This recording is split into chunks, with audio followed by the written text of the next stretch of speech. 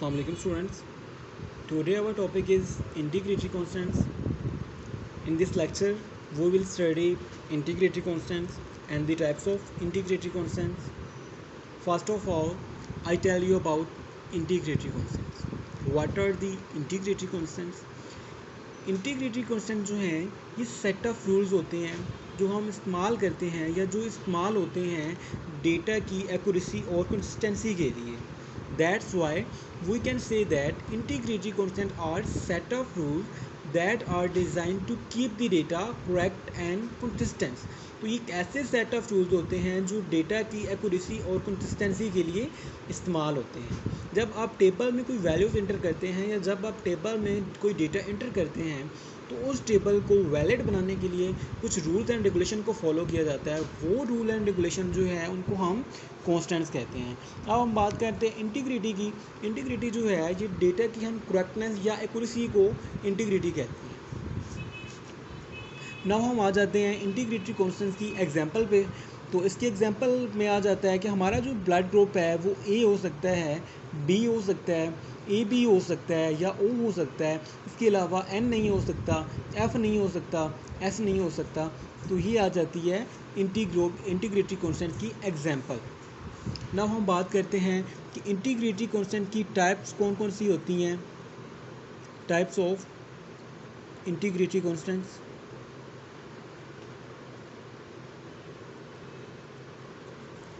तो सबसे पहले जो टाइप आ जाती है वो आ जाती है डोमेन कॉन्स्टेंट्स. डोमेन कॉन्स्टेंट्स ये ऐसे कॉन्स्टेंट होते हैं जो एट्रीब्यूट पर हम लगाते हैं. तो डोमेन कॉन्स्टेंट में क्या होता है, डोमेन कॉन्स्टेंट जो है ये डिफाइन करता है डोमेन को. और डोमेन का मतलब क्या होता है, डोमेन का मतलब ये होता है कि ये वैलिड सेट ऑफ वैल्यूज़ होनी चाहिए एट्रीब्यूट में.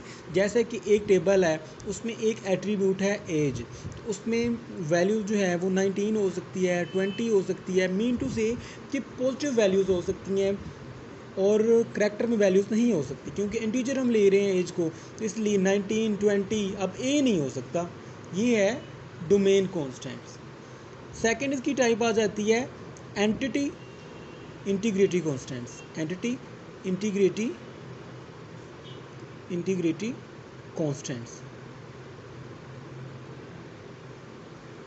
एंटिटी इंटीग्रिटी कांस्टेंट ये इस बात की श्योरिटी देता है कि जो एक टेबल है उसकी जो प्राइमरी की है, जो टेबल है उसकी जो प्राइमरी की है उसकी वैल्यूज़ नल नहीं होनी चाहिए. जैसे कि एक टेबल है डेप्थ नंबर, ठीक है, इसका दूसरा जो एट्रीब्यूट है सैलरी, नेम, ठीक है. ये एक टेबल है उसके ये सारे एट्रीब्यूट हैं, डेप्थ नंबर, सैलरी, नेम, ये सारे क्या हैं एट्रीब्यूट्स हैं. अब डेप्थ नंबर जो है 2, 3, 4, इसकी कॉरस्पॉन्डिंग इसकी सैलरी है 20,000, इसकी 30,000 है, इसकी 40,000 है. इसका नेम अली है, इसका नाम साजिद है, इसका नाम अरसलान है, ठीक है.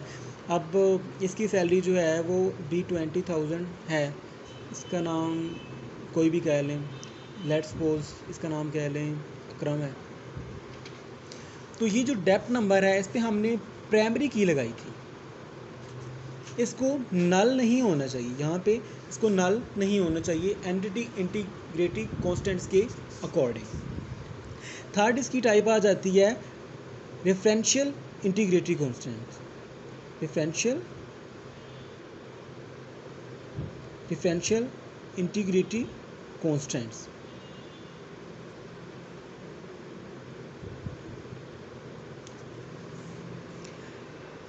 जब हम रेफरेंशियल इंटीग्रिटी कांस्टेंट की बात करते हैं तो इसमें टेबल्स का रिलेशन आ जाता है. टेबल का रिलेशन कैसे होता है, जैसे कि अब दो टेबल्स हैं, एक टेबल ये है, एक टेबल ये है. इसमें जो वैल्यूज़ हैं, पहला जो एट्रीब्यूट है वो डेप्थ नंबर है, दूसरा इसका एट्रीब्यूट है नेम है, तीसरा है सैलरी है, ठीक है. अब इसके वैसे कर दें. इसी तरह इसका एक डेप्थ नंबर है, इसका एक कॉलम या एट्रीब्यूट, दूसरा इसका लोकेशन कर लें.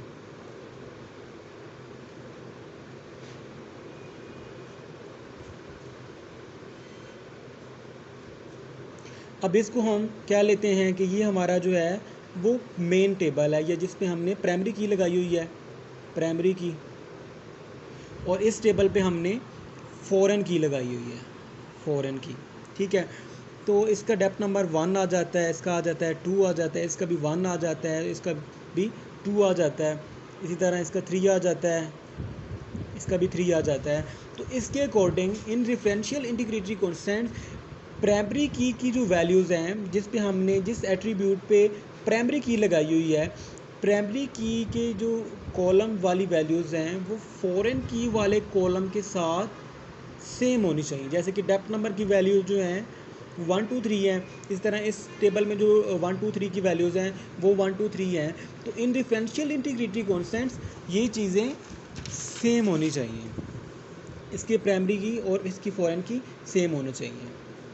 तो ये आ जाता है डिफरेंशियल इंटीग्रेटरी कांस्टेंट। अब इसके लिए कुछ रूल्स होते हैं, वो मैं रूल डिस्कस यहाँ पे कर देता हूँ कि जो प्राइमरी की वाला जो टेबल होता है उसके किसी भी रिकॉर्ड को डिलीट नहीं किया जा सकता। जैसे कि आप इसको 1 को डिलीट नहीं कर सकते, क्योंकि इसलिए डिलीट नहीं कर सकते कि ये वैल्यू जो है दूसरी टेबल की फॉरेन की भी यही वैल्यू है, इसलिए हम इसको डिलीट नहीं कर सकते। इसी तरह अब ये एक 2 है, अब इसको हम 2 की जगह 3 नहीं कर सकते, इसलिए नहीं कर सकते कि इसमें भी फॉरेन की वाले टेबल में भी 2 है, दैट्स वाई इसको हम 3 या कोई और चेंज नहीं कर सकते। इसलिए अब फॉरेन की वाले टेबल में अब जैसे कि इसमें 1 है, 1 2 3 है, इसमें भी 1 2 3 है, तो इसमें हम कोई खुद से वैल्यूज़ ऐड ऐसी वैल्यूज़ नहीं कर सकते जो प्राइमरी की वाले टेबल में ना हो। तो ये आ जाते हैं इसके डिफरेंशियल इंटीग्रेटरी कांस्टेंट्स के रूल। तो ये थी हमारे पास इंटीग्रेटरी कांस्टेंट्स की टाइप। होप सो कि आपको समझ आ गया होगा।